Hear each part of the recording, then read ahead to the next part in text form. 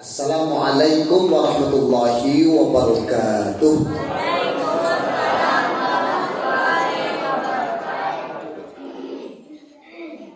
Ibu-ibu apa sehat, Bu? Sehat ibu-ibu apa? Apa pasti sehat. Alhamdulillahillazi unzila fihil Qur'an hudan linnasi wa bayyinatin minal huda wal furqan. Asyhadu an la ilaha illallah wahdahu la syarikalah wa asyhadu anna Muhammadan abduhu wa rasuluh. Allahumma shalli ala sayyidina Muhammad wa ala alihi wa sahbihi ajma'in. Amma ba'd. Yang sama kita hormati pengurus Masjid Baitur Rahman, bapak-bapak, para tokoh masyarakat, ibu-ibu, bunda kandung, majelis taklim, pemuda-pemudi, remaja-remaji, anak-anak kami semuanya, umumnya kaum muslimin dan kaum muslimat, jemaah tarawih dan witir yang berbahagia. Bersyukur kita kepada Allah Subhanahu wa taala pada malam hari ini Allah masih memberi kita kesempatan untuk bisa berada di masjid ini dalam rangka beribadah. Ibadah yang kita kerjakan ini semata-mata mengharapkan ridha Allah. Semoga ibadah demi ibadah yang kita kerjakan dapat mengangkat derajat kita dari hal yang sifatnya hina menjadi orang-orang yang dimuliakan oleh Allah Subhanahu wa taala. Kemudian salam dan salawat kepada Allah kita mohonkan kepada Rasulullah Muhammad sallallahu alaihi wasallam dengan melafazkan Allahumma shalli ala sayyidina Muhammad wa ala ali sayyidina Muhammad. Bapak-bapak, ibu-ibu, anak-anak kami kaum muslimin dan kaum muslimat, jemaah yang berbahagia. Dengan tidak memperpanjang mukadimah, judul pengajian kita pada malam hari ini menjelang sholat tarawih yaitu golongan hamba-hamba Allah yang diutamakan masuk surga. Ibu-ibu ambo, kalian pengen masuk surga, Bu? Apa ambo kalau masuk surga, Pak? Pasti pengen surga. Apalagi ambo, Pak? Pengen mana masuk surga. Besok di padang mahsyar itu orang yang beragama Islam, yang beriman kepada Allah, yang beramal dengan amalan soleh, taat kepada Allah, berakhlak dengan akhlakul karimah, masuk surga semuanya. Jadi ibu ambola nampak wajah-wajah surga. Nah, kan? Kenapa demikian? Karena Allah sudah katakan wa basyiril ladzina amanu wa amilus shalihat annalahum jannah. Beri kabar gembiralah kata Allah kepada orang-orang yang beriman kepadaku dan beramal soleh. Dengan apa? Dengan surga. Namun ada orang yang diutamakan masuk surga, Bapak Ibu. Ada orang yang utamakan. Keutamaan orang masuk surga itu boleh jadi kenapa? Karena terlalu tinggi tingkat kesolehannya. Boleh jadi karena pahalanya banyak. Boleh jadi karena ada rahmat datang kepadanya setiap waktu ketika di dunia. Dan boleh jadi karena ada syafaat dari Allah dan Rasulullah. Seperti yang dibilang oleh anak kita tadi. Ini masuk kategori kita diantaranya. Apa pesan Rasulullah kepada Ali? Orang-orang yang masuk ke dalam surganya Allah itu adalah yang utamakan. Yang pertama adalah syabun ta'ibun. Artinya adalah pemuda, tetapi mereka sudah bertobat setiap waktu, Pak Ibu. Jadi pemuda itu diutamakan, Pak. Anak muda. Kalau Pak berapa umur, Pak? Ya. Kira-kira 60, Pak ya? 60. Berarti anak muda lah, Pak. Anak muda itu umurnya 17 sampai 25 lebih kurang. Kalau kita sudah mulai beranjak 40 tahun ke atas, itu udah wajib kita bertobat. Kalau ada juga orang di antara 50 tahun ke atas sudah bertobat, itu terlalu namanya. Makanya kenapa anak muda itu diutamakan masuk surga? Karena disebabkan sudah dari awal mereka sudah bertobat, Pak. Gitu. Anak muda kok rentan, Pak Ibu. Anak muda kok kalau tidak di pesantren kondisinya sulit gitu membina, Pak Ibu. Apalagi kini gadget gitu kan. Patang ke kayak jadi makmum kan. Kata kok sedang dalam keadaan sholatnya rupanya enggak dong. Dalam keadaan mega HP-nya. ada anak kita ketika sholat masih sempat juga main HP. Pak Ibu, perhatikan Pak Ibu. Jadi kenapa anak muda itu diutamakan masuk surga? Karena sangat rentan dengan keberadaannya. Tetapi kalau mereka selalu bertobat kepada Allah, ingat kepada Allah, maka mereka yang diutamakan masuk surga. Ibu semuanya. Yang kedua, orang-orang yang diutamakan masuk surga itu adalah waman tasaddaqa sirran. Orang-orang yang bersedekah tetapi sembunyi-sembunyi, tidak tahu yang lain Pak Ibu. Tujuannya supaya tidak berpelong hati nanti untuk tidak berbuat ria. Tapi Pak Ibu, kalau sedekah itu ada dua kriterianya. Boleh sir, boleh nyata. Sirraw wa alaniyah. Boleh sembunyi-sembunyi, boleh dalam keterangan. Makanya Pak Ibu, kalau kita nggak mampu untuk menata diri kita untuk dipuji orang lain, maka sembunyi-sembunyi kita. Apa perlu jangan sampai tahu tangan yang kiri. Maksudnya jangan sampai tahu orang lain. Tapi ada saatnya kita dalam keadaan wa alaniyah, terang-terangan. Misalnya Lebaran, Idul Fitri, lataka itu pengurus yang mancing-mancing supaya infak keluar, nak keluar kan? Pengurus langsung. Kau diambil 1 juta. Silakan yang lain. Boleh Pak Ibu, boleh. Itu namanya syiar, namanya boleh. Supaya yang lain terpancing untuk berinfak. Tapi nanti terakhir jangan ada dalam niat, baik dalam niat ataupun terlempar kata-kata itu pada orang. Kalau enggak gara-gara ambo tadi, enggak ada infak. Itulah karena Pak Ibu. Maka rajin-rajin lah berinfak. Rajin-rajin lah bersedekah. Agar kita diutamakan. Kadang ada lo menyasar berinfak Pak Ibu. Bawa menyasarnya, ambo pernah pergi ke Periaman loh Pak. Di Periaman itu kalau orang-orang kapuaso itu Pak, tuh sering minta infak di jalan untuk masjid Pak. Hari Sanjo Pak, di kanunya ambil yo, abagin kepiang saku, bagian saya Pak. Rupanya sampai di rumah, dicari kepiang 100 itu nak boleh kan? Undi kepiang 100 tadi nih buah. Menyasar Pak. Ancak dan calik mana tadi lah itu. Tuh Allah kepiang nak berbalik, pahalanya nak ada Pak Ibu. Itu. Oke, hati-hati Pak Ibu semuanya.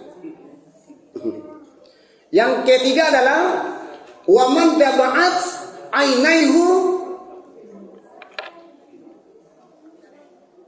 Bapak Ibu semuanya, orang-orang yang mengucurkan air matanya karena khasyatillah, karena takut kepada Allah.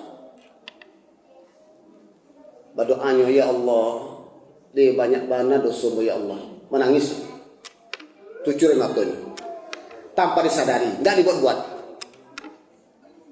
menetes air matanya. Dan orang yang mengucurkan air mata karena takut akan dosanya Allah, maka mereka adalah orang yang diutamakan surga. Bahkan dalam hadis lain menyatakan, barang siapa yang meneteskan air mata pada saat bertobat dan berdoa, air mata tadi itu yang akan memadamkan api neraka. Bapak Ibu semuanya, awak yang paling sulit ku berdoa Pak, pada saat yang paling sulit berdoa itu adalah ketika mau mengeluarkan mata. Sulit berdoa, ya Allah, berdoa. Tapi sulit menetes mata Pak. Kadang kalau banyak masalah baru lah banyak masalah Pak baru menyambil saya doa Allah, ya Allah labih ratu ya Allah, nangis kan. Itu gitu. Berdoa menangis karena banyak masalah itu beda kualitasnya Pak. Ketika berdoa karena untuk mengenai masalah itu Pak. Makanya kita bertobatlah kepada Allah setiap waktu. Umur kita ini tidak seberapa Pak Ibu, dibandingkan kita hidup di akhirat. Di dunia ini tidak seberapa. Makanya rajin-rajin berdoa kepada Allah. Doa, kalau mau doa, ya Allah, terimalah amal ibadah saya. Ya Allah, ingatkan saya akan diri saya. Ya Allah, ingatkan saya dengan Tuhan saya. Jangan pikunkan saya. Gitu Pak. Awak kenapa jangan pikun Pak? Mana Pak? Kalau pikun apa? Tidak tahu jadi riwayat Pak. Dalam ungkapan mengatakan, man arafa nafsahu faqad arafa rabbahu. Siapa yang kenal akan dirinya, nyo kenal akan Tuhannya. Siapa yang lupa akan dirinya, nyo akan lupa dengan Tuhannya. Orang pikun itu lupa akan dirinya dan lupa akan Tuhannya. Dalam agama Pak, ada tanda-tanda orang kepikun Pak. Asal siapa? Kok ada dewak kau ya? Mudah-mudahan orang-orang beribadah nak ada. Yang pertama tanda-tanda orang kepikun itu adalah orang kapikun Pak ya, bukan pikun ya, orang kapikun. Di dalam bagala-gala bersama-sama awak nyo lalu seorang Pak. Tuh Pak. Nyo mengantuk seorang Pak. Kalau ada seperti itu satu hari Pak, satu hari atuh saya siap tanda kapikun. Allah tak itu gala-gala orang Pak, nyo lalu seorang Pak kan tinggal awak gitu. Allah bakal harus seorangnya. Apa nyo ndak ninyo tuh. Ndak paham itu. Makanya mengantuknya. Itu yang pertama. Di dalam kebanyakan orang bahagia tertawa, dia bisa mengantuk. Itu setiap hari, Pak. Yang kedua, tanda orang kapikun itu adalah di dalam kesendiriannya, kata Rasulullah, ini tidak bisa tidur. Jadi ibu apa-apa di rumah, kalau lah sulit-sulit awak tidur, jangan hilang pangan awak. Ambil capek wudhu, laksanakan sholat 2 rakaat, baca Quran, akan tidur, Pak. Tapi kalau kita larut dalam hal itu, siap-siaplah. Tidak akan berapa lama lagi kita akan jatuh kepada pikun, Pak. Oh, tidak tentu mudo kadang, Pak. Tidak tentu mudo tua, no? Walaupun mudo mana, tapi kalau lah pikun itu, siap dan tanda itu, Pak. Yang ketiga, tanda pikun itu adalah sering-sering marah. Apalagi marah itu karena lapar. Biasanya ibu kalau pak go telambe sengene makan lain nak bawa nado. Kini go mengecen nak sambase baru buka masak baru heboh. Tuh katon sih kapan pak beko pak pikun beko. Gitu. Siapa? Yang keempat tanda-tanda orang kapikun itu adalah sering-sering bersedih. Pak ibu hati Pak. Disapu orang sedih, tidak disapu orang sedih, di muka orang banyak sedih you, seorang sedih you, gitu kan. Galak orangnya sedih you, menangis orang lebih sedih you, gitu kan. Gitu. Tidak tahu. Makanya orang kapikun itu cuma manong Pak, hanya menitik matu saja gitu. Asal siapa ibu? Bahkan kata Rasulullah, orang-orang yang kapikun kalau dia udah renta itu adalah tersandung dengan tahi unta saja dia itu Pak.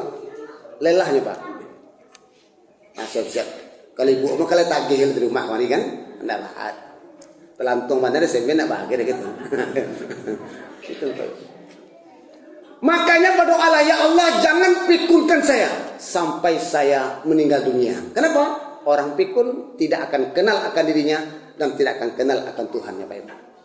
Makanya sering-seringlah kita berdoa kepada Allah, meminta ampun kepada Allah. Kapan perlu pada saat kita tahajud meneteskan air mata. Lalu tanda-tanda orang yang akan diutamakan masuk surganya Allah itu yang keempat adalah orang-orang yang berkumpul dalam satu majelis bersama para ulama yang tahu dengan agama. Ibu. Jadi ibu ikut tandanya. Ada ustadz, ada ulama, ibu-ibu apa-apa bermuzakarah kita, sharing kita. Yang didapatkan itu bukan isi ceramahnya sebetulnya, tapi berkumpulnya itu Pak Ibu. Berkumpulnya tadi itu yang akan mendapatkan kita itu peluang untuk utama surga. Kalau ceramah, YouTube ada Pak. YouTube lah banyak mah, buku lah banyak mah. Tapi bukan itunya. Kini ceramah kan didengar oleh ibu apa sih kok di rumah menang lo kok. Tapi nak sama Pak Ibu. Mungkin karih itu di rumah orang mendengar pada dalam goleng. Tapi yang didapatkan oleh orang yang diutamakan surga itu adalah bersama-sama kita berkumpul dalam majelis itu. Bahkan kata Rasulullah menyatakan orang yang berkumpul dalam satu majelis bermuzakarah itu sampai mereka pulang dihapus segala dosanya Pak Ibu. Gitu Pak Ibu. Kecuali utang bisa dihapus. Depo dan itu postat utang bisa dihapus tidak bisa Pak. Utang tetap dibayar. Tapi kalau dosa bisa Pak. Gitu.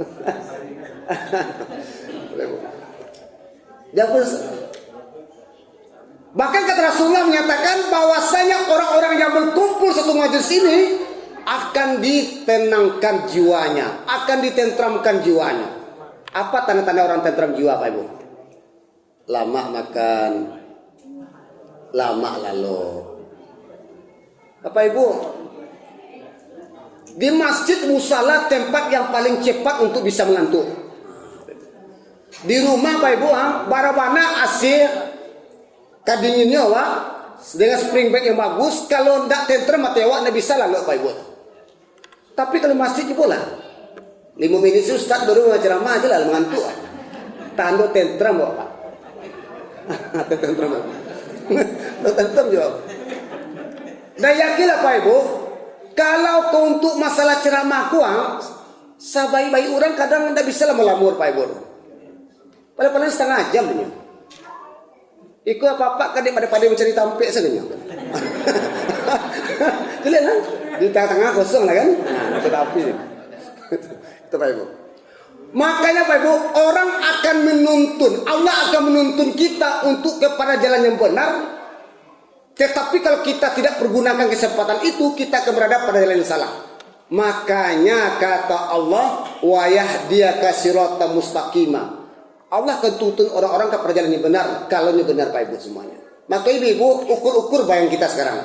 Kita udah berumur di atas 40 tahun ke atas. Kita cenderungnya ke dunia atau di akhirat? Contoh dulu. Ambo paling acuh main taklim Bapak Ibu. Pak Ustadz, aku datang jam mampir Pak Ustadz. Awak cara main taklim jadi. Yang paling pertama itu tipe Pak Ustadz. Yang kedua ketuanya. Nah, ketua doa. Termasuk capek Pak. Karena poinnya kamu umumkan tuh. Nah, ibu-ibu datanglah Ustadz awak Allah tiba. Itu kan.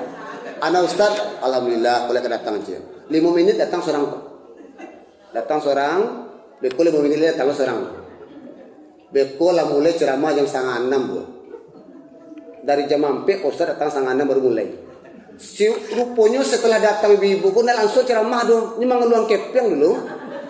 Kepeng kok tuh Ustaz pun enggak dong untuk arisan. Enggak untuk Ustaz Pak, untuk arisan Pak. Alhamdulillah siko enggak makanya ambo macetan bukan untuk siko, tapi lain Pak.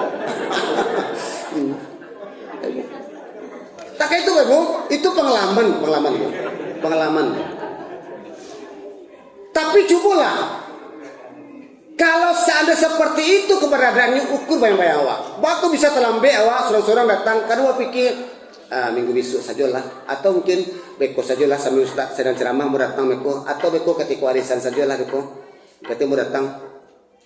Tapi cobalah, ibu-ibu, kata ketua, minggu besok awak jalan-jalan. Oto disediakan oleh caleg. 2. Jam 9 ala barang ke awak. Jangan ke 9 ke 5 saya timbul saja. Nah tidak patut dibawa Pak. Lebih sapai suami ambo, lebih sapai anak ambo gitu kan. Gitu. Tidak disikur di kota lain. Makanya Pak Ibu, ukur bayang-bayang. Jadi kalau ibu mengatakan tadi, cenderung awak ke akhirat pada dunia, cenderung ke akhirat. Kalau lain tidak seperti tadi, berarti ibu termasuk orang-orang yang diutamakan masuk surganya Allah. Amin. Amin. Jadi itulah yang dapat kita sampaikan pada kali ini. Mudah-mudahan ibu-ibu ambo, apa-apa ambo termasuk orang-orang yang istiqomah dalam beribadah. Orang-orang yang istiqomah dalam beribadah sampai akhir hayat, maka kita akan dimatikan oleh Allah dalam keadaan husnul khatimah. Amin amin ya rabbal alamin. Terima kasih banyak, mohon maaf. Assalamualaikum warahmatullahi wabarakatuh.